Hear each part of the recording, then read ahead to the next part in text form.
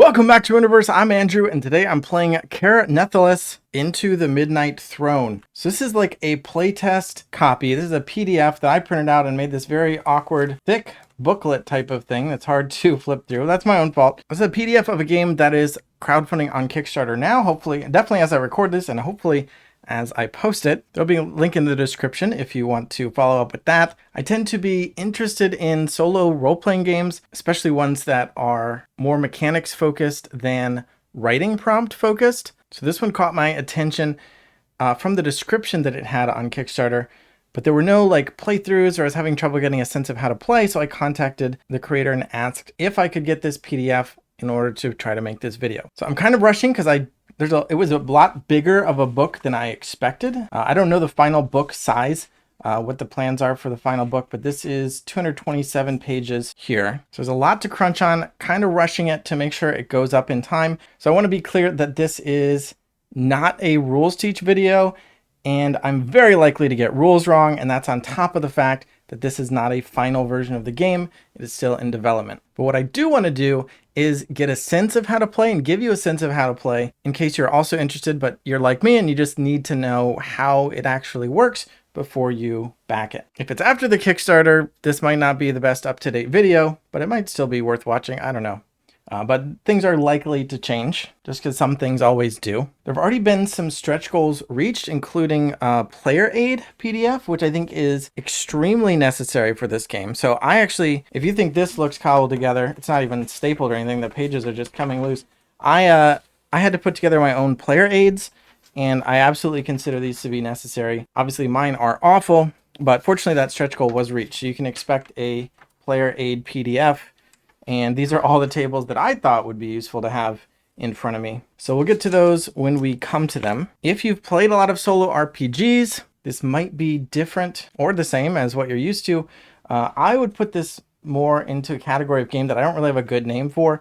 But the other games are D100 Dungeon, 4 Against Darkness, and D66 Dungeon. This definitely seems like part of that bloodline, as opposed to something that I personally would call a solo RPG. But this is a solo experience that has role-playing type elements, or elements that are seen in role-playing games, specifically like the Dungeons and Dragons genre. But to avoid blathering on too long, let's get into actual Ker Nethalas. The first thing you need to do is create a character. I've already done that. I've got my character here, and we'll look at that shortly.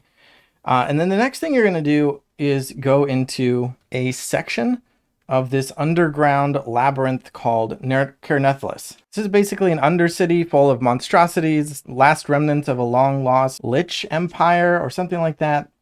You are a survivor. You were accused of a crime. There's even a table where you can roll to see what crime you were accused of, and then you're tossed down into this undercity full of terrible monstrosities, but somehow you just survived your execution, and that's where you begin. There are a couple ways to begin, but the way I recommend, and the way the book recommends, is to play through this tutorial map, which is here's rules regarding that tutorial. And I intended to do so, but again, for time constraints, I ended up only playing about 60 to 70% of the rooms. And of course, the more rooms you go through, the more chance of bad things happening, taking damage, losing sanity. But also the more stuff you can find, the more experience points you can gain. So I'm probably not quite equipped enough to move on. In fact, every section starts with, or has an overseer, a boss monster that you can fight. And I was completely demolished. Fortunately, I looked at the stats ahead of time, and I decided to keep track of my combat stats against the overseer separately because I expected to lose brutally, and I was thinking I might just want to erase that and turn back time there. So that is what I ended up doing. I couldn't do a single point of damage to it. So I decided to skip the overseer, which was in room 5 here, and just move on to the exit marked with the 6, which means I'm going to be descending deeper. Cannot return here. It's a special feature of the tutorial section. But for the purposes of this video, I'm going to go ahead and start a normal section, the main type of gameplay loop that you'll be doing. I might be underpowered for that. There is a way to just skip the tutorial, but I'm going to be kind of like halfway leveled between tutorial and not exploring everything I could have, not collecting everything I potentially could have found here. I think you could just explore a section for as long as you want. They're infinite, whereas this one is not infinite, and I didn't even explore everything that was there. That said, let's get started on exploring an actual brand new section. I haven't even done this before. We're going to be discovering and exploring a new section of Ker Nethalas. So the first thing we need to do is we need to find out who is the overseer of this section and what is their influence. This is done only once at the start of each section, and the overseer is going to grant a bonus to all of the creatures within. So here on page 165 is the overseer table. It's just a D10. So I will roll a D10. I got a 2. So it is the Zephyrus Shadow. If I wanted to, I could look it up and see what it does. We're probably not going to face the overseer today, but that's who it is. And I assume it's just as hard of a fight as when I rolled number 1 and got the Infernal Tormentor, who was completely demolishing me. So there's room on the character sheet for this, but I'm going to, for the purpose of the video, I'm going to put it up here. Overseer is a Zephyrus Shadow. And I also need to find out their influence. So I'm going to roll on the Overseer influence table, which is a D10. Got a 6, which is resistant. Resistant to 1 random type of damage. Roll on the damage type table on page 206. I'm actually happy that I rolled this one because there was a suggestion. I'm sure I'll pepper suggestions in along the way. But these influences do offer a kind of a special flavor to each section. And I say this just based on reading it. I haven't played through a section yet. But there are these corridor descriptions. So we're going to be drawing out a map as we play. And every time we go into a corridor, with the option of purely for flavor, rolling a d20 and reading one of these descriptions.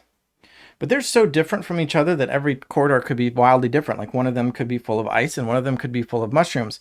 I felt like those themes would better match to an entire section. And since we're already doing a overseer influence, what if the description of the section, rather than a corridor description, make it a section description and link that to the influence?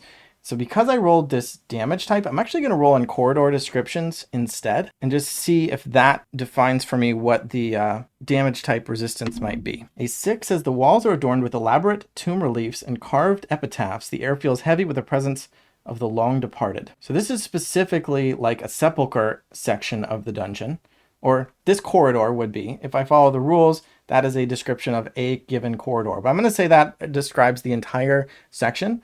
And I'm going to thematically pair that with the damage resistance and say that they all have a necrotic resistance due to the ghastly spiritual nature of this sepulcher.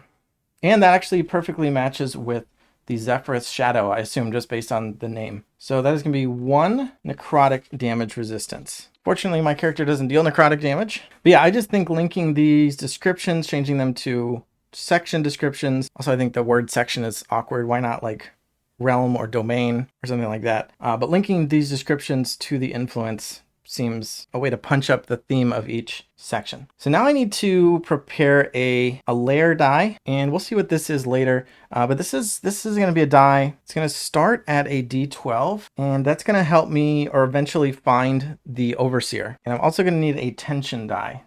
So let's just make a layer section and a tension section, and I'll put these dice into those boxes. Determining the overseer and influences happens just once.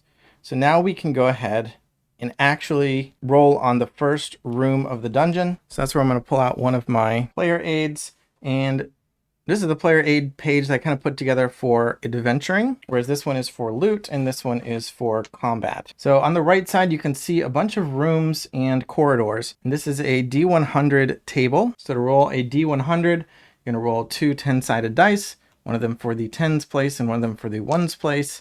Simple as that. I got a 73, and room 73 is right here. And because of space, and I don't know if you can see that, number 73 there, but I'm just going to draw all of that into one square on my grid. But you could do that.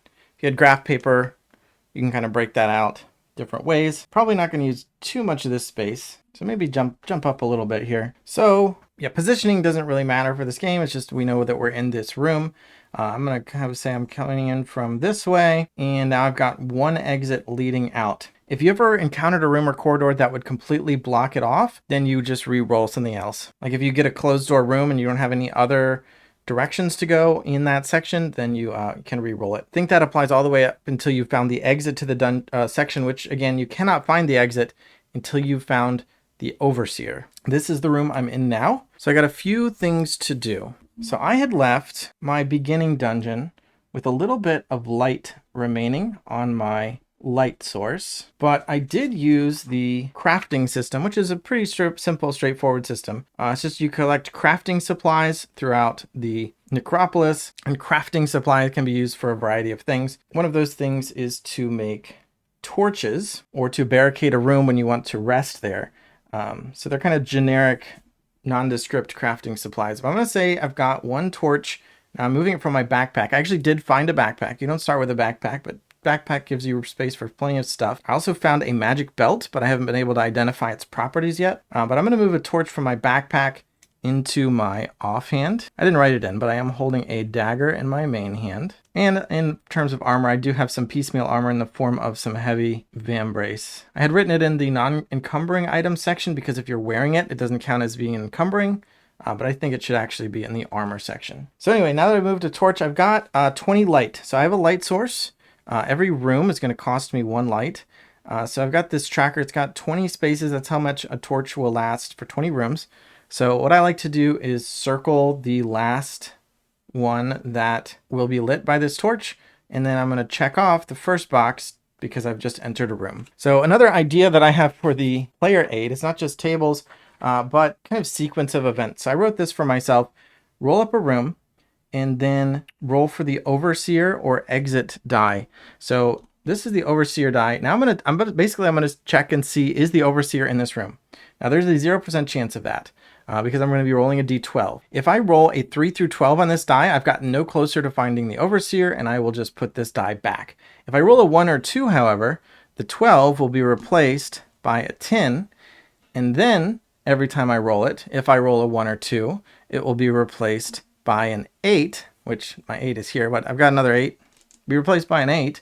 And if I roll a 1 or 2 on that, it'll be replaced by a 6, then a 4. And if I roll a 1 or 2 on a d4, that means the room that I've just rolled for contains the overseer. So I cannot find them this time, but I'm going to get closer. And that is the usage die system that several systems in the game use this usage die concept. If you roll a 1 or 2, you descend down to the next die until finally you get a 1 or 2 on a d4 and the thing happens. Once you have found the overseer, you go back, I want to say to d8, might be d6, in order to try to find the exit. And this tension die starts at a d8. And when this triggers, again, 1 or 2 on the d4, a bad thing will happen. Basically, there's a growing darkness effect that makes the dungeon or the section more dangerous. And they permanently stack up with each other. So as I enter a room, I'm going to roll both of these. I didn't roll a 1 or 2 on either of them, so they both will stay the same. And then I can do the next thing, which is to check for combat. And in a room, I'm going to roll a d20 and a combat will happen on a 10 plus. If it were a corridor, it'd be less chance of a combat and it would only happen on a 15 plus. So I rolled an 8. That means there's no combat.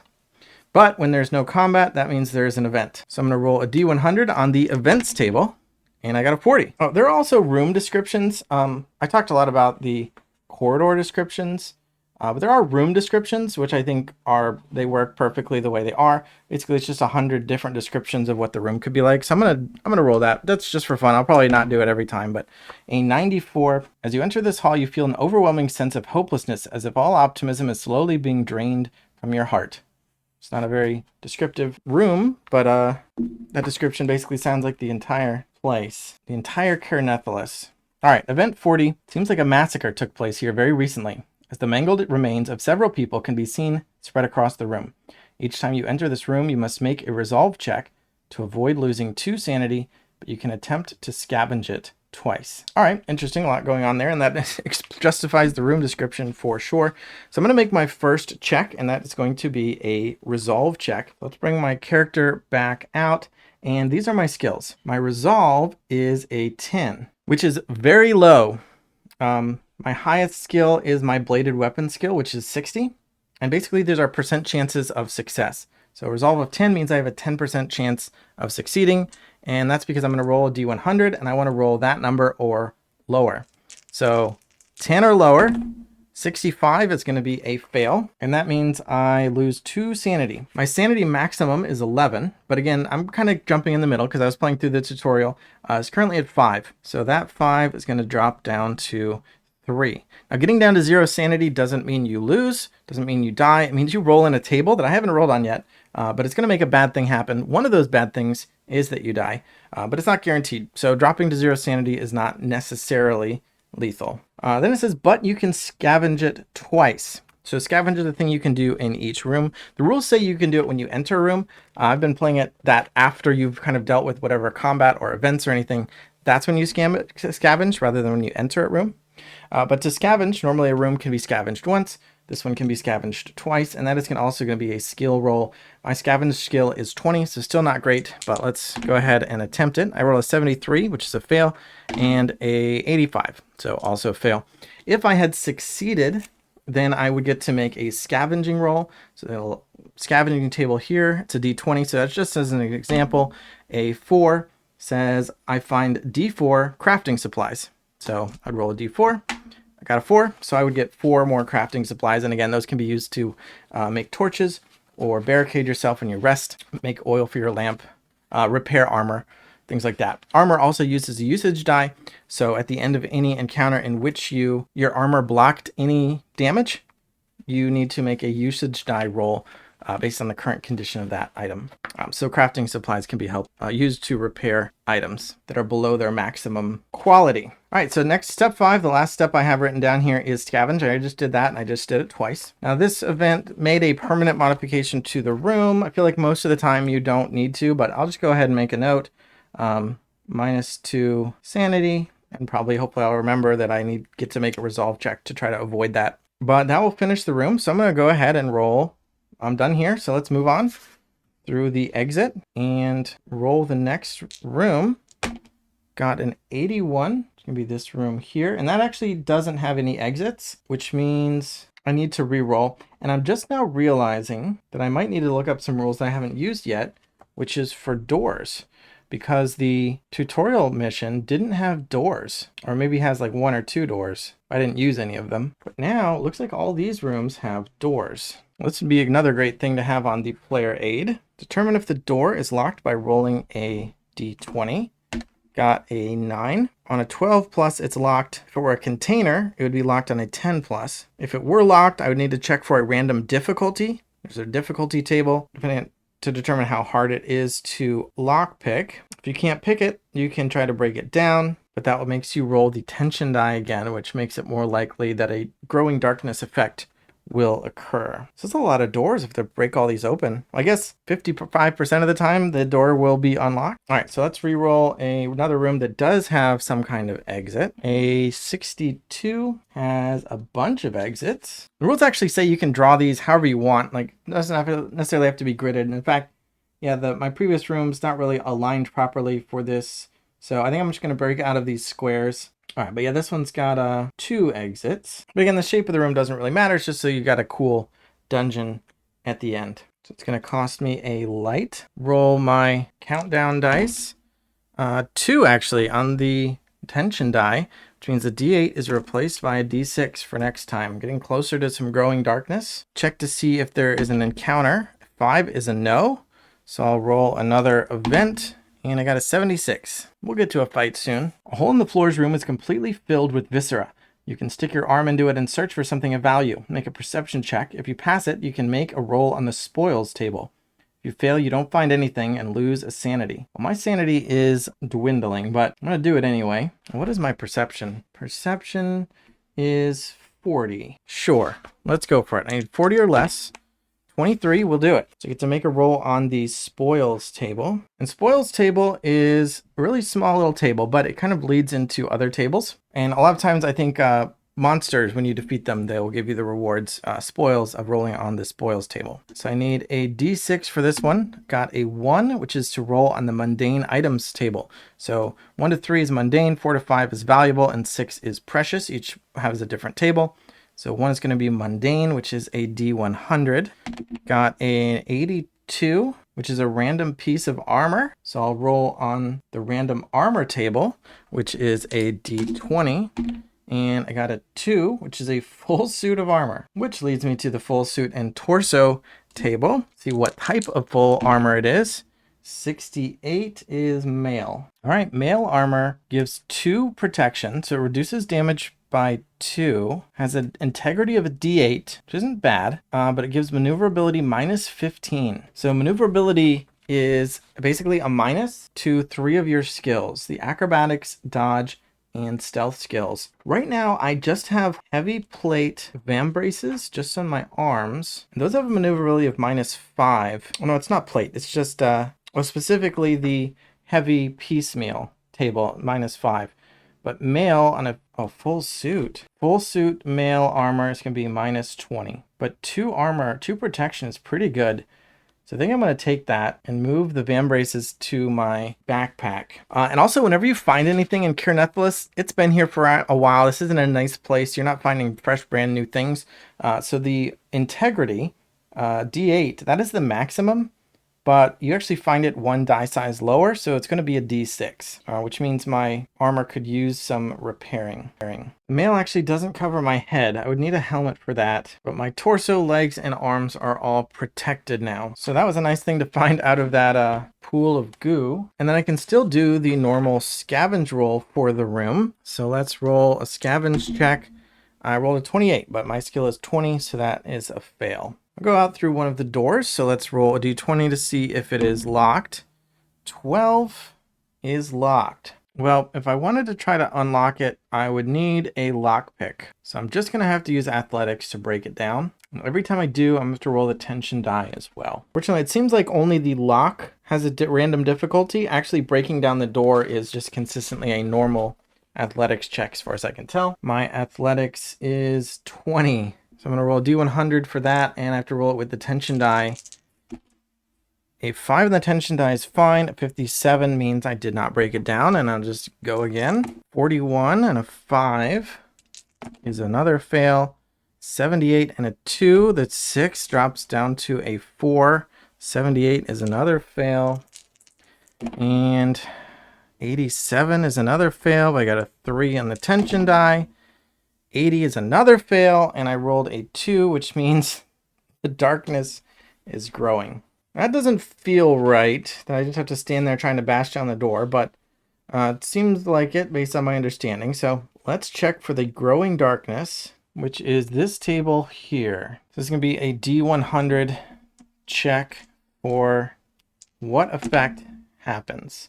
61 says your mental wounds are starting to leave physical marks. Anytime you lose sanity, make an endurance check, and if you fail, take a D6 psychic damage. Psychic is just the type of damage. It will affect your toughness and health normally, which we haven't talked about, but it's just normal damage. Every time you take sanity, and this effect is permanent for this section.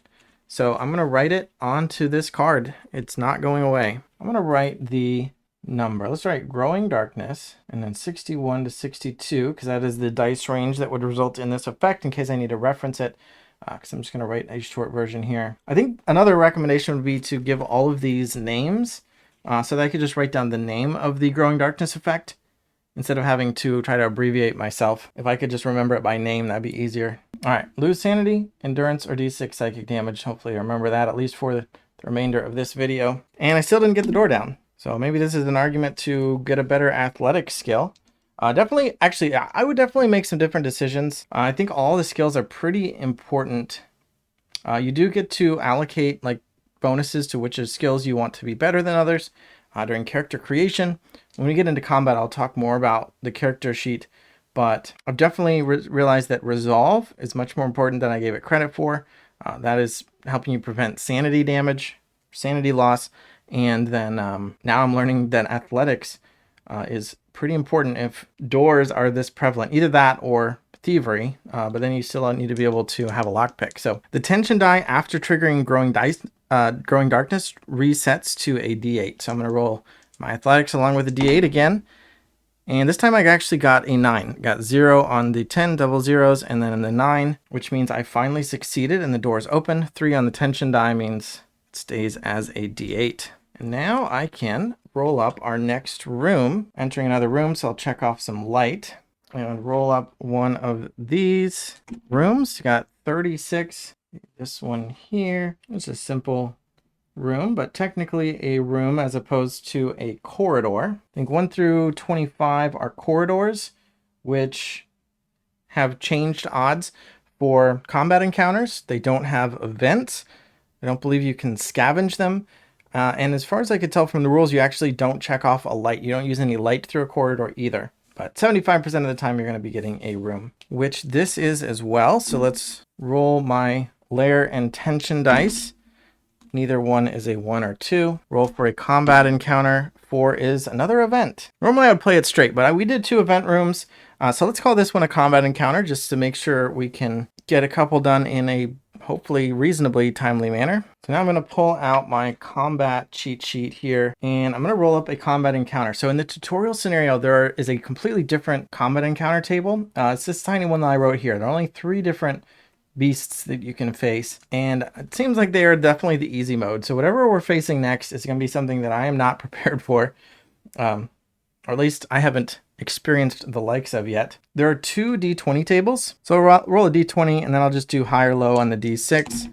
High on the d6, 4, 5, or 6, I'll use the second table. 11 is a swarmer, and for the purposes of player aid help here, I wrote the page number for each of the monsters next to it.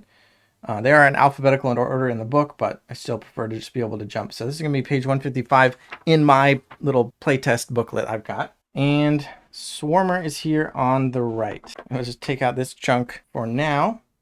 So Swarmers are horrifying and relentless monsters, a nightmarish amalgamation born from the unholy union of thousands of smaller creatures.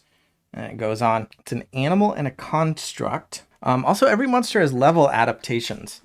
So if you are higher levels, you still use the same monsters, but they get stronger. So at level 1, obviously I'm not using any of those adaptations, but if I face this at level 5, it would have more health, more damage, and more combat ability. So the first thing I want to do is roll to see, roll initiative, basically. In this case, the monster is going to roll their awareness, and I am going to roll my perception. Perception is one of my skills. I do have a 40 here, and the dagger has, I'm wielding a dagger right now, and it has the quick keyword, which gives me +10 on initiative checks. So I'm actually rolling with a 40. And this is the first contested roll we're going to do. I'm going to roll both sets of dice at the same time. Enemy will be purple and I'm red. So I rolled a 90, which is not a good roll because it is above my skill of, currently I'd be rolling with 50. 40 plus the 10 for the quick bonus. The enemy monster, though, rolled a 96, and their awareness score is 50. So they also did not roll their skill or less. If we had both rolled within our skill range, whoever got the highest value would go first. If one of us rolled within our skill range and the other didn't, then the one who rolled within their skill range would go first. And in this case, neither of us rolled within our skill range, but I think the rules said that whoever just got the, in that case, just whoever got the highest roll goes first. Now there are critical hits, which is when you match to like a 99, 88, 77, and it's either a critical hit if it was within your range or a critical fumble if it is outside your range. And if either of us had critically hit or fumbled, that would be the deciding factor over anything else. But that is also not the case. And again, we both missed. They got higher, so they get to go first, which is unfortunate because my dagger also has the piercing keyword, which means it does +1 damage if I went first in the combat round. And now I will not be going first for this entire combat. So to determine what they want to do on their turn, they are going to roll a d6 for their actions. So down here at the bottom, every monster has some set of actions. Rolled a 2. On a 1 or a 2, they use the venomous bite attack. Swarmer lunges forward, attempting to bite a target with its multitude of stingers and fangs. It makes a melee attack, dealing d4 poison on a hit. So now we're going to do an attack roll for them. And I'm going to go ahead and roll some dice for myself as well at the same time. Their combat skill is 30, so they need to roll 30 or less, except for in this game, attackers have a 10 bonus. So instead of rolling under 30, they need to roll 40 or less. And they got an 87, which is a miss, which means I'm not even going to look at my dice. They don't matter because I don't have to try to defend myself against it. That means it is my turn. And I've got a couple options. So I do, as I mentioned, have a dagger, so I can attack them back with my dagger. Or I've got an ability called Frostbolt, and that is from one of my 2 masteries. Now there is a way to get a 3rd mastery, which I won't talk about here because I didn't get it yet. But there are a bunch of masteries in the book, and each of them has some like theme to it as well as, oh, here I flipped straight to one of the ones I chose, which is the Frost Weaver. Your mastery over ice, cold, and all that is frozen grants you a power that few can hope to match. You are a living blizzard, an ice storm that falls upon your enemies with the chill of death. So there's a variety of these. Some of them are magical. There's no like wizard, there's no fighter, but there is like brawler and various forms of magic user. There's somebody who uses like storm powers to make special melee attacks. Gravecaller, you can summon zombies. The Mindbinder. So I've chosen Frostweaver and the Wraith, which it seems like it's kind of like a rogue, but maybe with some shadowy stuff going on as well. And each of these gives you a passive ability. So the Frostweaver says I'm immune to cold damage, as well as potentially up to 5 special abilities, which can either also different actions or maybe they're all actions, but other things you can do. So from the Frostweaver, I've got the Frostbolt attack, or a spell, if you will. And from the Wraith, I have an ability that can raise my defensive checks for the combat if I spend an action to activate it. Both of those moves cost Ether, and I have 12 Ether. Ether resets at the end of each combat encounter, so I've got 12. I haven't spent any yet, so I just have that blank right now. But it's basically 12 for each fight is available to me. Frostbolt costs 4 of it, so I can fire 3 Frostbolts. Or I could use combat awareness, but that one costs 5, and that raises my defensive checks for the rest of the combat. It's kind of an awkward number with my current max 12. But I think I'd like to use Frostbolt. So I'm going to spend 4 Ether. I haven't been marking that, I just kind of remember. I spent 4, I've got 8 left. But sure, I'll grab a die. I've got 8 left. That's my Ether for now. And Frostbolt says it costs a standard action, so you get a standard action and a free action. Free action would be like if you have a belt, which I do have a belt. You don't start with a belt, but I do have a belt. I could grab a potion off my belt. I actually do have a potion on my belt. I'm not going to use it, but I could as a free action. And the potion that I have would give me an extra standard action. However, potions that you find, just like armor has been worn down, potions can be old and they may have gone sour. So if you drink a potion, there's actually a table you have to roll to make sure that it still works and the way it does the thing you wanted. You can make medicine checks while you rest to try to identify whether anything has gone wrong with the potion before you drink it. For now, I'm just not going to drink my potion. I'm also not going to use my free action at all. Just going to use the standard action to use Frostbolt. And it says that it deals a d8 plus 1 cold damage. Now, being that it is a magical effect, the enemy gets a chance to magically resist. And this Swarmer has a magic resistance of 30. So again, we're going to do a D100 roll. They want a 30 or less. And a 56 means they do not resist it. And I get to deal my D8 plus 1 damage. So my D8 is a 5. Plus 1 is 6. But that is my damage roll, but it's not the actual damage dealt. So this game uses a damage table. I don't know what else to call it. I've already forgotten what my die roll was. I think I ended up with a 6. Well, on a 5 through 7, it actually deals 2 damage. So a 1 would be 0. 2 to 4 is 1. 5 to 7 is 2. 8 to 9 is 3. And 10 or more on a damage roll yields 4 damage. So personally, I'll admit I do find this a bit awkward. Not only converting the result of my damage roll, but the fact that there is not a pattern here. You just kind of have to memorize it or look it up every time. And I feel like a minor tweak would just be to say divide by 2 and round down. Normally you round up in the game, but if you just say divide by 2 and round down, some of these numbers slightly shift up in damage. A 10 plus becomes 5, and you just say maximum of 5. So overall, it'd be slightly more damage, but it'd just be so much easier to remember than checking this table every time. But as long as it doesn't the player reference, it is at least functional. So I forget exactly what my damage roll is, but I'm pretty sure it's converting. It's a 5 or 7 as the resulting roll is converting into a 2. Now, if you have bonuses to your damage roll, again, that is for the die roll column. So like, I think I rolled a 5 and then I'm adding 1, 5 plus 1. That plus 1 is added to the roll before I convert it into damage. So I got my 2 damage, but now if there's any armor, that is going to be prevented. I don't think magical effects get blocked by armor though. So this is going to be 2 damage straight to its health. And its health is actually 6. Well, that is bigger than anything I faced before. So I dealt 2. So I'm going to put its health over here. It's now a 4. And that's basically how a magical, very, very straightforward spell-like attack would work. So all the characters in the combat have acted. So we'll go back to a new round. And the Swarmer can attack me again. Let's see what they want to do. A 3 is an acid spray. It's magical. The swarmer releases a spray of corrosive acid in front of it. Creatures within the cone must succeed on a dodge check. And it says cone, but there's no, I don't think there were any rules about that because there's no tactical positioning. It seems like this could kind of just hit everybody. I'm not sure if there are rules. Like, because if you were like the Gravecaller and you had zombie minions and there were somehow more enemies in this fight, I'm not sure if the cone aspect ever comes into play. But for me now, it's definitely hitting me.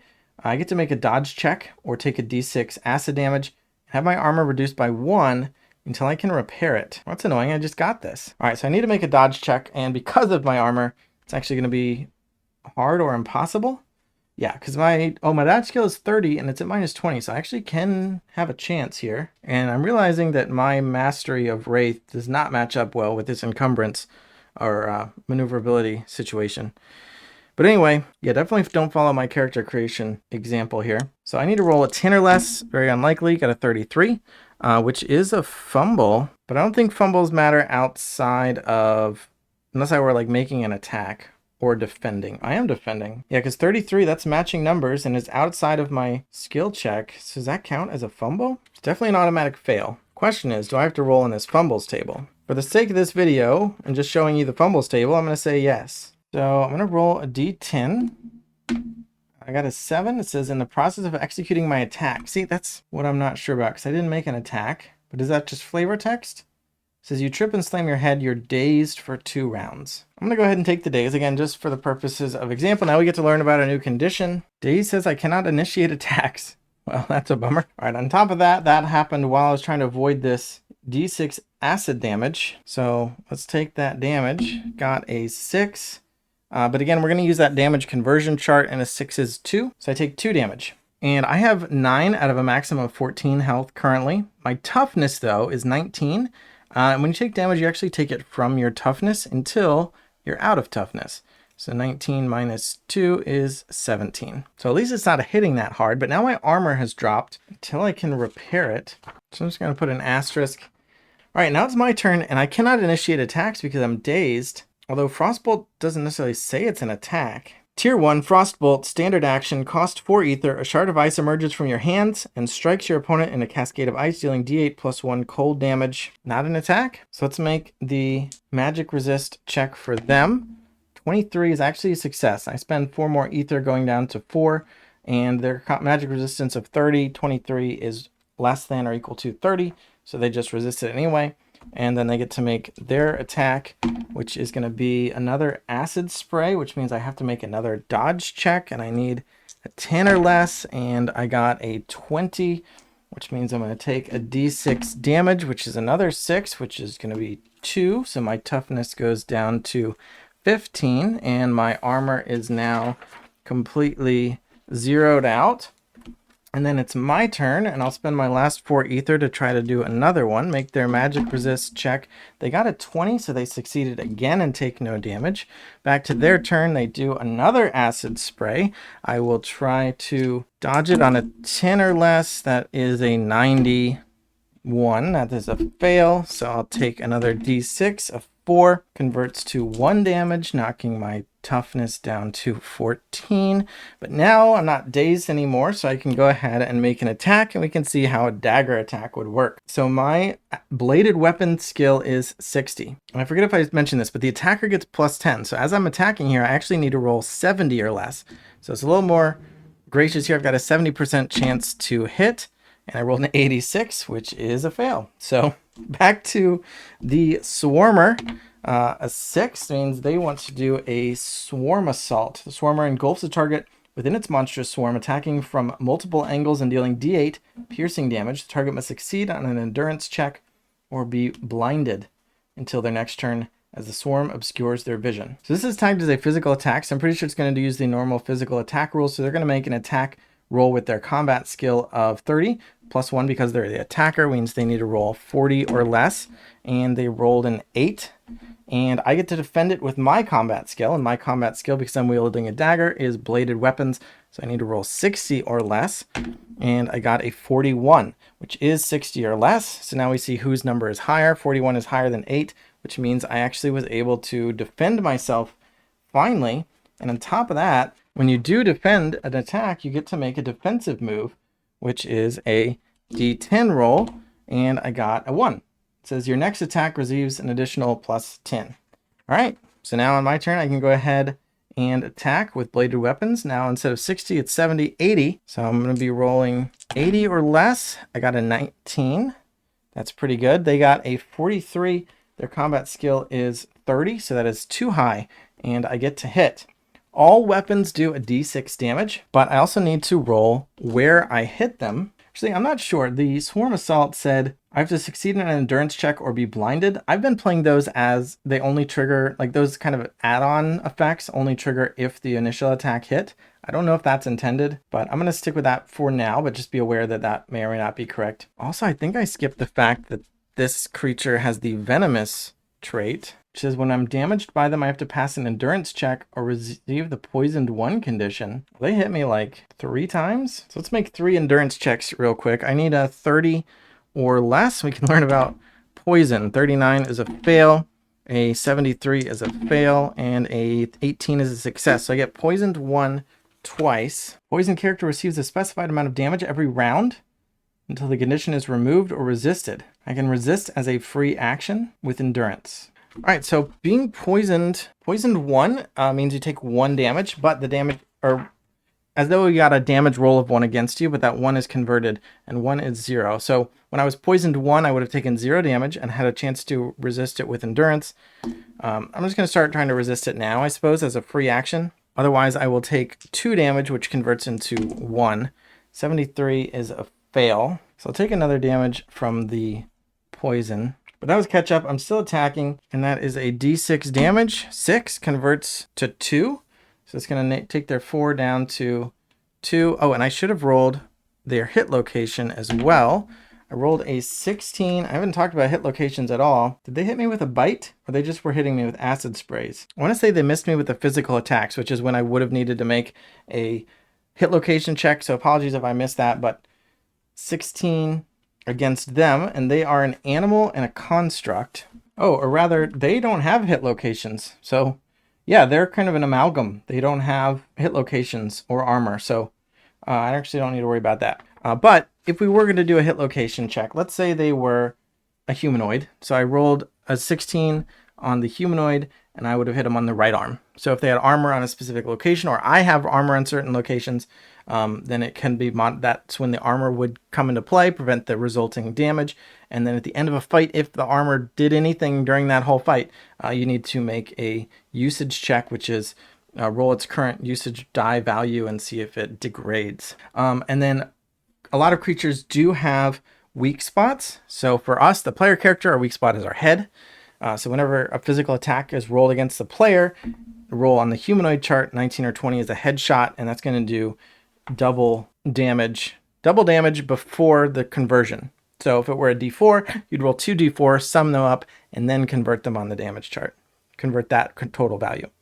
For example, 2d4 would be 4 plus 1 is 5, so 5 converts to 2 damage. If it were a d4 plus 1, then you'd roll 4 plus 1 is 5, plus 3 plus 1 is 9, and 9 converts to 3 damage.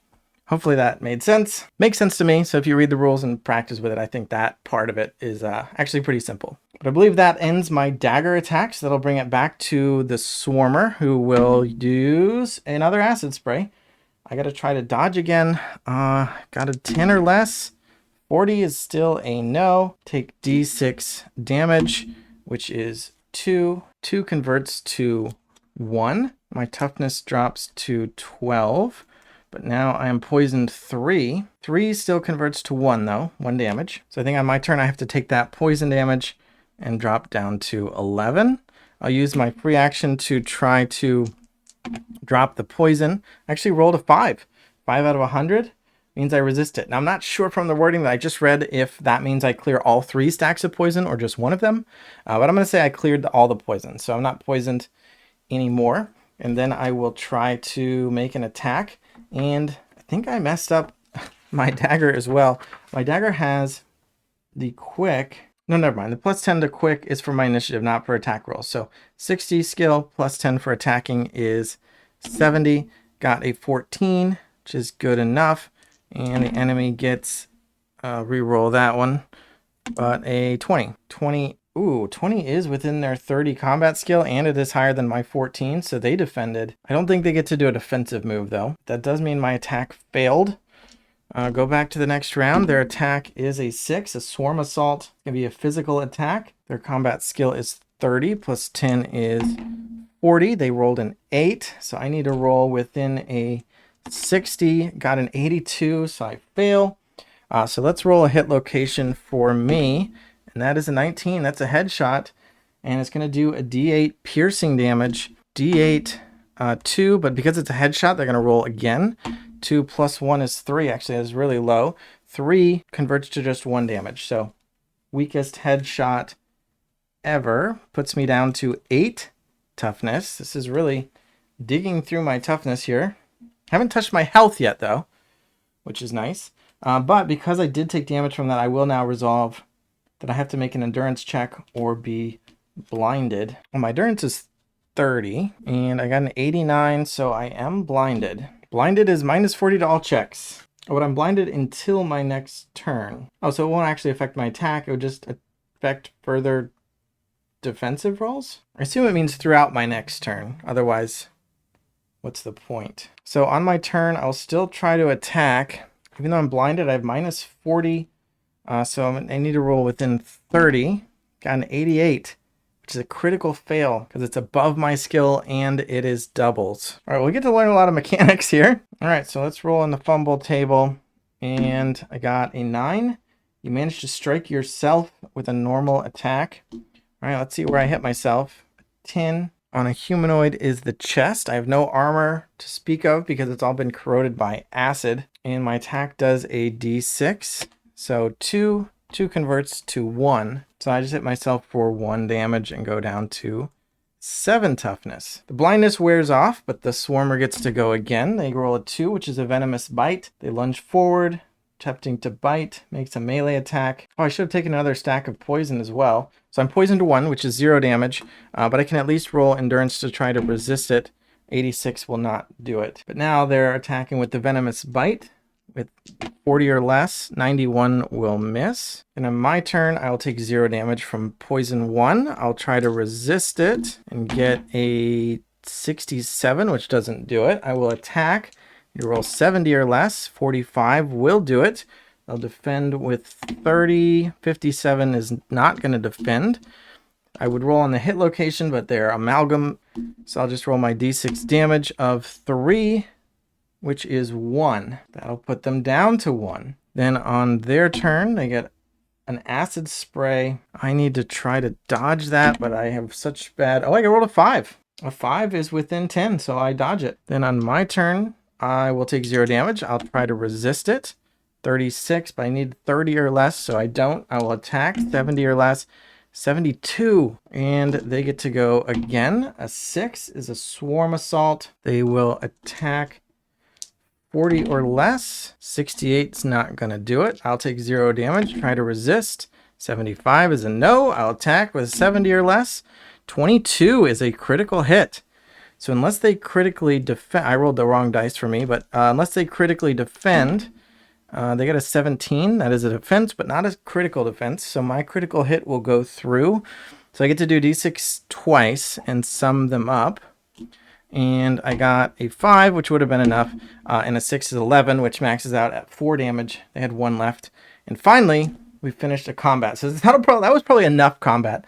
We don't need to go on and do another one for the purpose of showing off the game. But my spoils is to roll on the resources table. So I will do that. And the resources is just, you might find some cooking supplies or crafting supplies. So I'll roll a d10. A 10 is going to be 1 crafting supply. So not a very exciting looting experience, but I had 4, now I've got 5. And just for fun, I kind of want to roll, some of the other enemies I was facing had normal spoils. So we did a spoils roll when I pulled an item out of the goo, but I kind of just want to do one for fun. Pretend I defeated an enemy that gave me one just to see what we get. I'm not going to write it down, but it'd be a d6. That's another mundane item, but let's say, just for fun, let's say I rolled a 6, and I get to roll on the precious items table, and that could be a magic item or a relic. So let's say I rolled a 1 through 15, which is, the relics are unique specific items, so you can read about what those are in the rules. Each one is a specific individual item. But magic items are kind of fun because they're procedurally generated.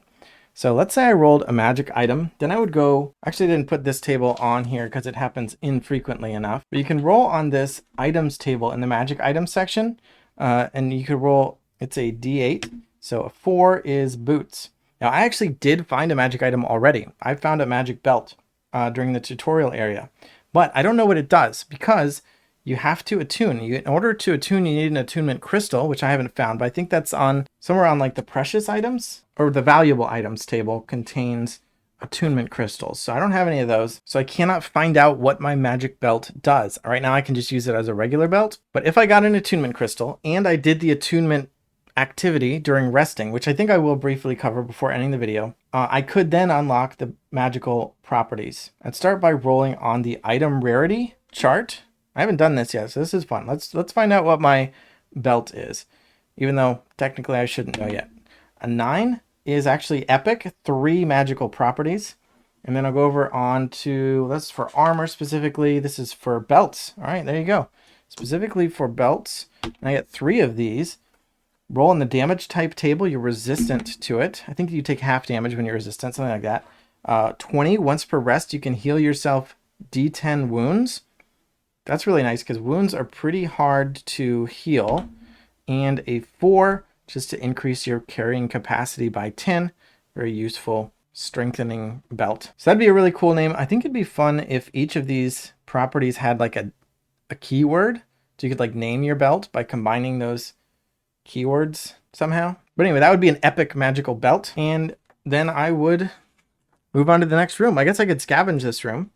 So I'll make a scavenging check. Scavenge just 20, and that's a 19. So I do get to roll on the scavenging table, which is a D20, and a 7 says I find D4 crafting supplies. So that's better than what the monster gave me.